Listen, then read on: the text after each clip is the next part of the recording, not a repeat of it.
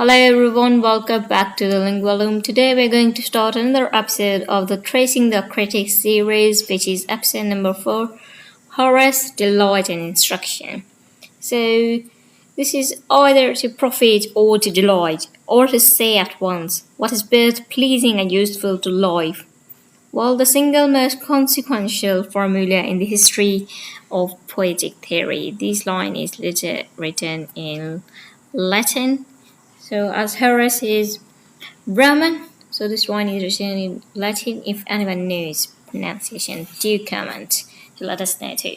So before starting the series, do like, subscribe and share, and do comment. It means a lot quite for the channel. So let's start with section 1, which is the man and his movement. Quintus Horatius Flaccus from 65 BC to 8 BC was son of a freed slave from Venetia in southern Italy, a biographical fact he acknowledged with pride, and that gave him a perspective in social mobility and the power of education. He studied in Rome and Athens, fought on the losing side at the Battle of Philippi, and emerged as a poet under the patronage of Gaius Maecenas, the great literary patron of the Augustan age. So he belonged to Augustan age. Augustan age was a period of calculated political stability following decades of civil war. Augustus Caesar's regime actively cultivated literature as a vehicle of civic renewal, moral instruction, and the legitimation of Roman identity. It is impossible to read the Ars Poetica, which, with its insistence on craft, discipline, decorum, and the social unity of poetry, without situating it in political and cultural movement. So Horace was already a celebrated poet. His work was established landmarks when he wrote the Ars Poetica later in his career, more likely between 19 and 15 BC. Unlike Plato's dialogues or Aristotle's treatise, Horace writes as a practitioner, a working poet, offering hard-won guidance to aspiring writers. While this suggests that this shows his biography, and the age he belonged to played a huge role because it was the age of literature, rising literature, which helped him to elevate his works too. So this is how Horace approaches poetry from a practical standpoint, as a craft of art or arts rather than a theatrical approach of his predecessors Aristotle and Plato. First thing to remember is Ars Poetica, we're translating in English. Or to not knew the Latin pronunciation, so we're using English one, which is Ars Poetica. Let's come to part number 2, section number 2, which is Ars Poetica. What kind of text is it? Ars Poetica, which English translation is the art of poetry, also called the Epistula ad Poesis. Epistle of the Poesis is the verse letter of 476 lines in dialectic hexameter addressed to Lucius Calpurnius Piso and his 2 sons, both of whom inspired him to become poets. Both of them aspired to become poets, while his 2 sons become poets. It is not a systematic treatise. It does not proceed by logical arguments as Aristotle's Poetics does. It is deliberately conventional, digressive, ironic, and sometimes humorous. A poem about poetry written in the form of advice from an elder poet to a younger one. The critics have complained about its lack of organism, yet C.A. Brink's monumental 3-volume study Horace and Poetry argues convincingly that the work has coherent underlying structure, moving from general principles to poetic composition, through dramatic poetry to the qualification and duties of the poet. What distinguishes the Ars Poetica from his earlier critical writings is its pragmatic orientation. Horace is primarily concerned with effective poetry on its audience and craft required to produce that effect. His famous dictum, while this is written in Latin, encapsulates this orientation.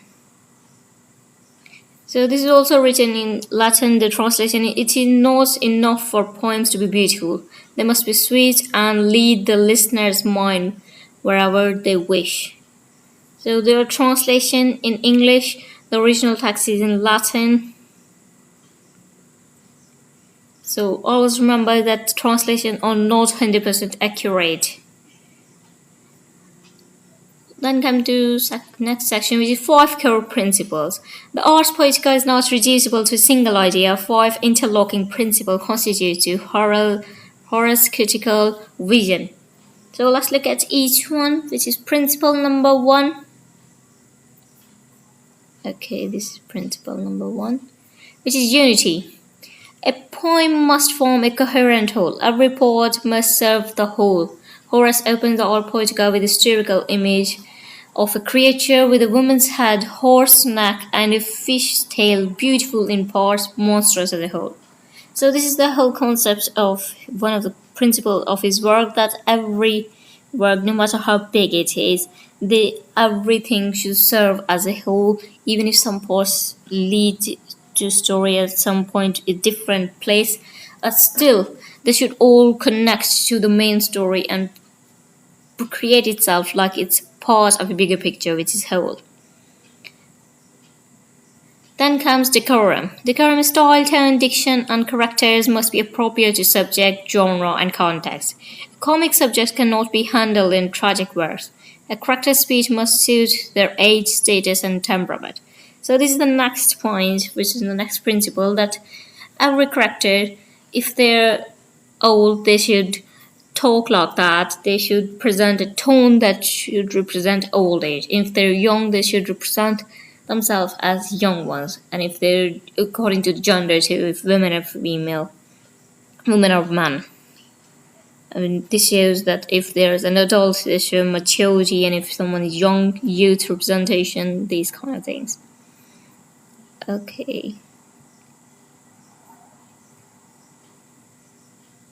Then the next point, which is principle. Poetry must either, this is written in Latin too, Dulce, Utile, I think it's like that, because I've tried quite a lot, but still, we'll just look at the English version. So poetry must either instruct or delight. So it is delight about meaning in meaning, or ideally both at once. This is Horace's most famous and most influential critical formula. It will be treated in its own dedicated section below. We'll discuss it later, but this is one of the principles, so we're discussing it, just touching that part. So poetry, so this is what he said, that poetry must be delightful. It should not be like gloomy, or even if it's gloomy, it should give the delight of gloominess. But it should not be something that is, flawed, without any meaning or any motive. Then come Ingenium versus Ars, which is natural talent versus acquired craft. Great poetry requires both natural talent and disciplined craft. Neither alone is sufficient. Horace is suspicious of romantic ideas. Just inspiration alone makes a poet. So this is what he said, that natural talent and what are both required for making something great. Only one cannot survive. They rely on each other. Then comes the fifth principle, which is, as is painting, so is poetry. This is translated. Poetry and painting are sister oaths. Both represent, both require craft, and both reward different kinds of attention. This phrase from line 361 became one of the most debated aesthetic formulas of the Renaissance and Neoclassical periods. So this is what he said, that poetry and painting go hand in hand. So you can pause and read the details if you want to. Then comes the next section, which is, we'll be discussing this in detail. The formula, which this is written in also, it's Latin, which is either to profit or to delight, appears in line, these are the line 232 to 234 of the Ars Poetica, but the fuller, more Nietzschean formulation comes in the line immediately following thesis. He has won a reward who has blended the useful with the sweet. So this is Horace actual position, and it is more sophisticated than a binary formulation suggests. This is the translation. Poets aim either to benefit or to assume, or to utter words that are at once both pleasing and helpful to life. So this is the meaning of it, the sweet and delightful. Something is that it is Dulce el Tutile. This is the pronunciation that I'm trying, but if I'm wrong, do tell me in comments that what it actually is. So let's scroll a bit. Three positions are actually available in Horace formulation. First one is poetry that only instructs. Second one is poetry that only delights, and the third one is poetry that does both at once. Horace prized the third one, which is that reasoning is pragmatic rather than moralistic. A poem that blends delight and instruction is more effective at both tasks rather than that pursues either one in isolation. So pleasure of the poetry makes it accessible and memorable. An audience that is delighted will absorb instruction more readily than one that is lectured at. Conversely, a poem whose only virtue is entertainment leaves nothing durable behind. The ideal poem uses delight as a vehicle of instruction, not as the end in itself, and not as decoration applied to moral lesson, but as the very means by which wisdom enters and stays with the reader. This position has a direct polemical target, which is Plato. In Book 3 of the Republic, Plato worried that poetry's emotional power made it a vehicle of moral corruption, precisely because it is a bypass reason and worked through pleasure. Horace essentially inverts its argument. The emotional power and the pleasure of poetry are precisely what makes it effective as a moral instrument. Poetry does not corrupt to pleasure, it educates through it. So this is what he said, that poetry should not just only give pleasure, it should also guide too. This is what Horace's claim is. He has won every word who has blended useful with the sweet, at once delighted in instructing the reader. So this is the remarks given by Fairclough, Ruston Fairclough, about Horace. So Plato, Horace versus Plato, a comparison. Let's look at them, understand it. So the first, Plato's claim on Horace. What is poetry? According to Plato, it is imitation of imitation, thrice removed from truth, a product of divine frenzy, not rational knowledge. Horace said, a craft requiring both natural talent and disciplined technique, teachable and improvable. What is poetry's purpose? According to Plato, no legitimate purpose in the ideal state, morally and epistemically dangerous. Horace said to instruct and delight simultaneously, a socially valuable and morally defensible activity. Then does pleasure serve instruction? According to Plato, no, pleasure bypasses reason and produces moral corruption. Whereas according to Horace, yes, pleasure is a vehicle through which instruction reaches the audience more effectively. Role of poet according to Plato is dangerous, irrational figure to be censored or expelled from the ideal city. While according to Horace, it is respected craftsman and moral educator, a public figure with responsibility to society. Relationship to nature, according to Plato, is poet imitates appearance, not truth. Nature is the domain of forms. Horace, according to him, is poet should imitate nature and also learn from the best existing poets. Imitation of models is legitimate. Then come orientation, philosophical and ontological. What is poetry in relation to truth and knowledge? According to Horace, is pragmatic and craft focused. How does one write well and what effect does good writing produce? Well, why we're using poetry, I'm going to tell it again as we've discussed in previous videos too, but for someone who's watching for the first time. So why poetry? Why not other works? Well, at that time there was poetry, the whole literature was poetry. Then after that comes dramas and novels and other genres. At that time the only genre was poetry. So that's why poetry is mentioned here. Some common misconceptions about Horace's work. First one is Dulce, which is delight, pleasure. means poetry must always have a moral lesson. This is a neoclassical era reading, not Horace's own position. Horace's formulation is pragmatic. The poet wins the most appreciation by combining pleasure with useful. So this is what he claims, that poetry must provide pleasure and it should be useful. It can only provide pleasure to can only provide uh, usefulness too. But at the same time, he said the third one point, which we have discussed earlier, that you knowledge with pleasure. So he appreciated that one, but others are less to miss you.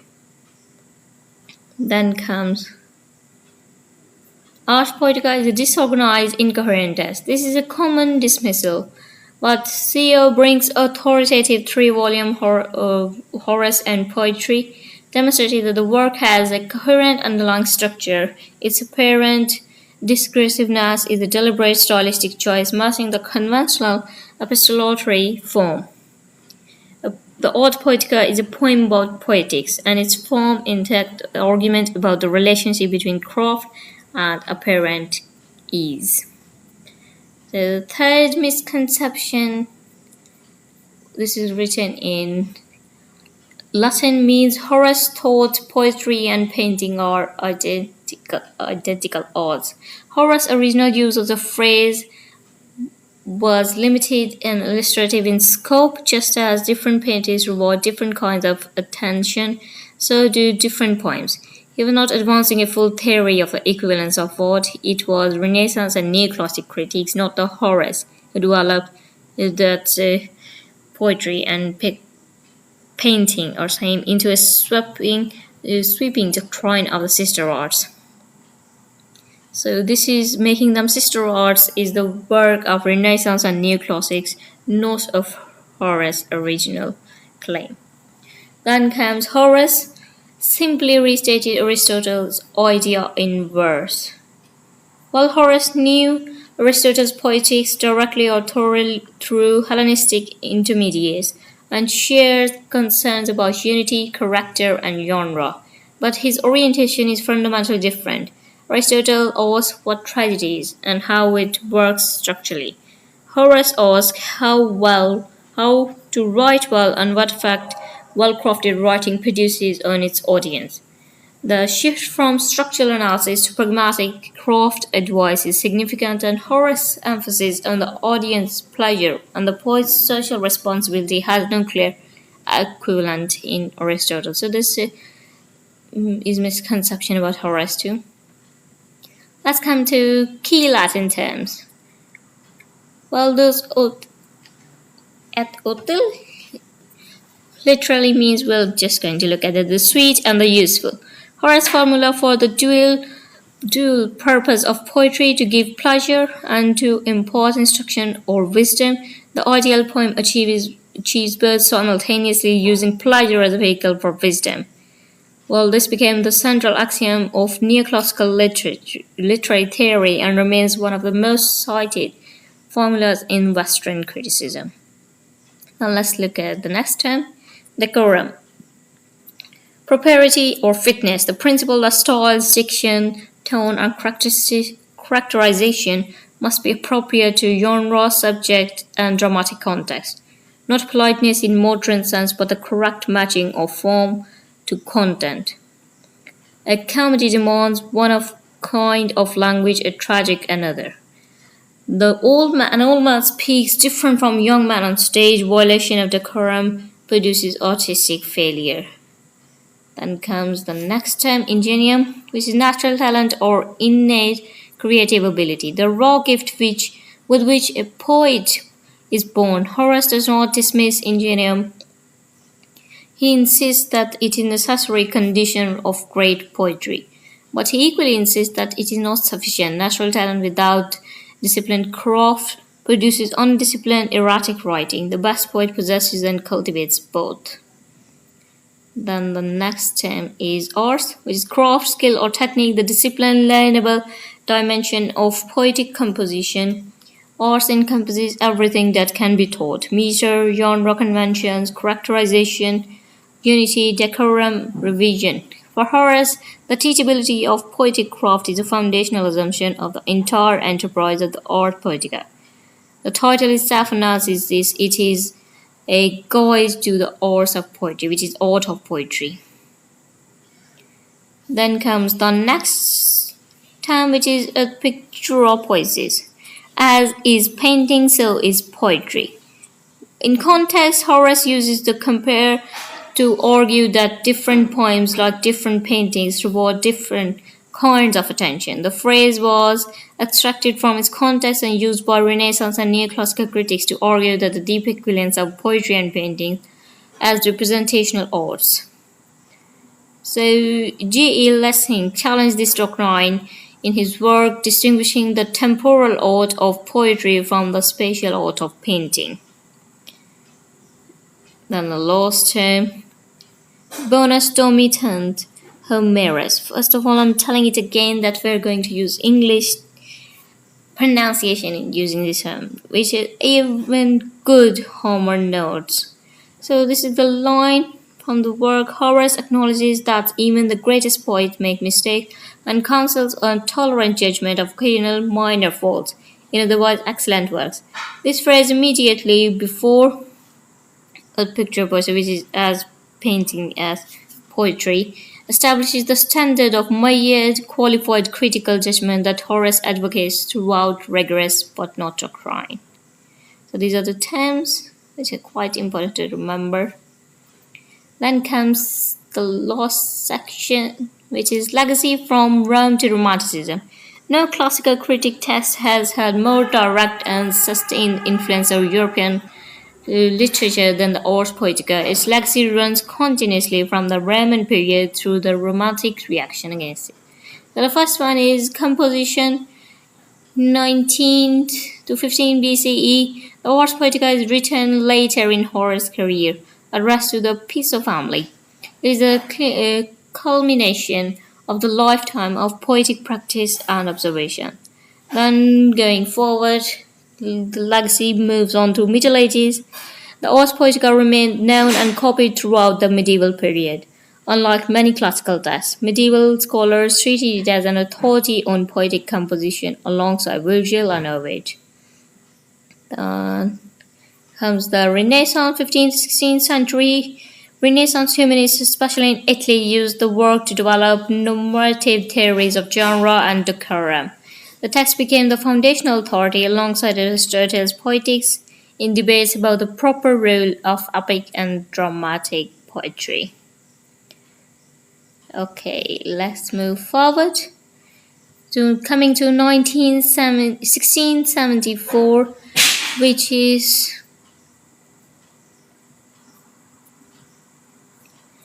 Boileau's L'Art Poétique is essentially a French verse adoption of Horace's principle, codifying neoclassical aesthetic doctrine for French drama and poetry. His influence extended across Europe and shaped English neoclassicism to Dryden's tradition. Then coming to 1711, Anastan criticism. Pope's work is consciously Horatian in its form and its principles. Pope carries Horatian tradition into